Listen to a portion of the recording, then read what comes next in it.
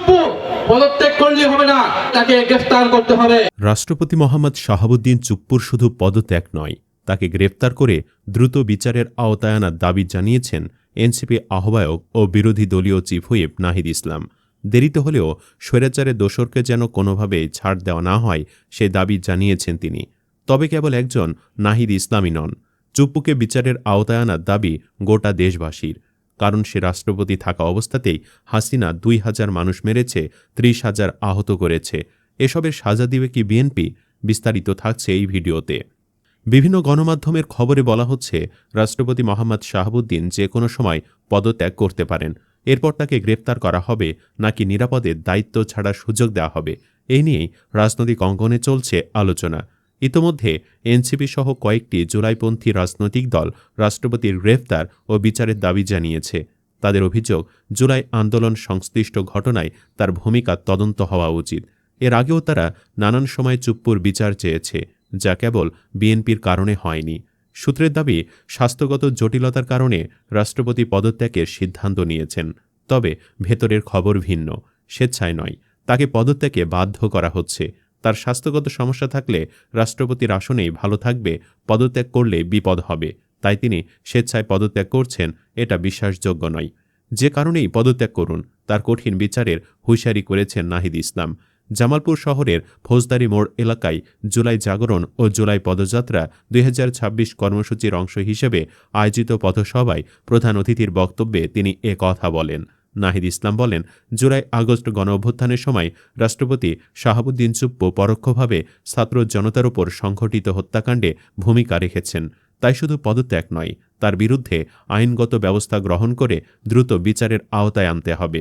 রাষ্ট্রপতির পদত্যাগ প্রসঙ্গে তিনি বলেন, শোনা যাচ্ছে রাষ্ট্রপতি পদত্যাগ করবেন, আবার এমন কথাও শোনা যাচ্ছে যে তিনি নিজে পদত্যাগ করবেন না, তাকে চাপের মুখে পদত্যাগে বাধ্য করা হচ্ছে। কিন্তু আমাদের অবস্থান পরিষ্কার, শুধু পদত্যাগ নয়, তার বিচারও নিশ্চিত করতে হবে।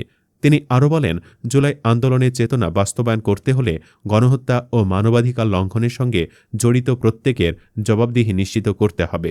কোনো ব্যক্তি বা প্রতিষ্ঠান আইনের ঊর্ধ্বে নয়। দেশে ন্যায় বিচার প্রতিষ্ঠার জন্য বিচারহীনতার সংস্কৃতি থেকে বেরিয়ে আসতে হবে। এনসিপির আহ্বায়ক বলেন, জুলাই আন্দোলনে যারা ক্ষতিগ্রস্ত হয়েছেন তাদের ন্যায় বিচার নিশ্চিত করা।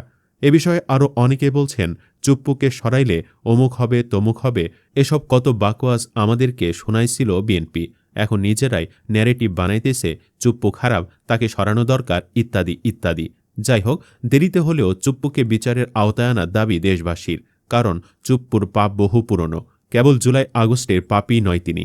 এর আগে ছাত্রলীগ ও আওয়ামীর রাজনীতির সাথে সম্পৃক্ততার পর বিচার বিভাগে যোগ দিয়েছিলেন মোহাম্মদ শাহাবুদ্দিন চুপ্পু। অনেকে দাবি করেন, জেলা ও দায়রা জজ পদে থাকাকালীন তার বিভিন্ন রায় ও প্রশাসনিক সিদ্ধান্তে পক্ষপাতিত্বের অভিযোগ ছিল। ক্ষমতাসীন দলের আনুগত্য বজায় রেখে পদোন্নতি ও সুবিধা হাসিল করার বিষয়টিও এই প্রতিবেদনে তুলে ধরা হয়েছে।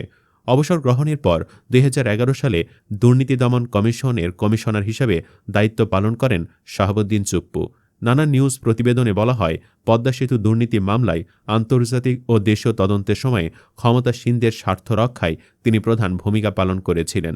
সুপ্রিম কোর্টের আইনজীবী ও বিশ্লেষকদের মতামত উল্লেখ করে প্রতিবেদনে দাবি করা হয়, দুদকে নিরপেক্ষতা বজায় রাখার বদলে ক্ষমতাসীন দলের অনুগত হিসাবে কাজ করার পুরস্কার স্বরূপ তাকে পরবর্তীতে দেশের সর্বোচ্চ পদে বসানো হয়। শেখ হাসিনা সরকারের পতনের পর থেকে রাষ্ট্রপতি মোহাম্মদ শাহাবুদ্দিন চুপ্পুর পদত্যাগ ও তার অতীত কর্মকাণ্ড নিয়ে দেশজুড়ে নানা বিতর্ক তৈরি হয়।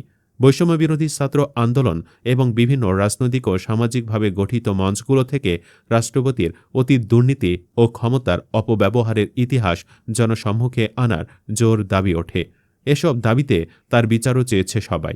তবে কেবল বিএনপি কিসের যেন এক ডরে তাকে প্রধান মেনেই নিজেদের সরকার গঠন করে। আচ্ছা, আগে যা করেছে তা বাদই দিলাম, এখন চুপ্পু পদত্যাগ করলেও কি বিএনপি বিচারের আওতায় আনবে না? আপনি কি চান চুপ্পুরে জেলে ভরা হোক? হাঁ বা না লিখে কমেন্টে জানাতে পারেন আপনার মতামত। ধন্যবাদ।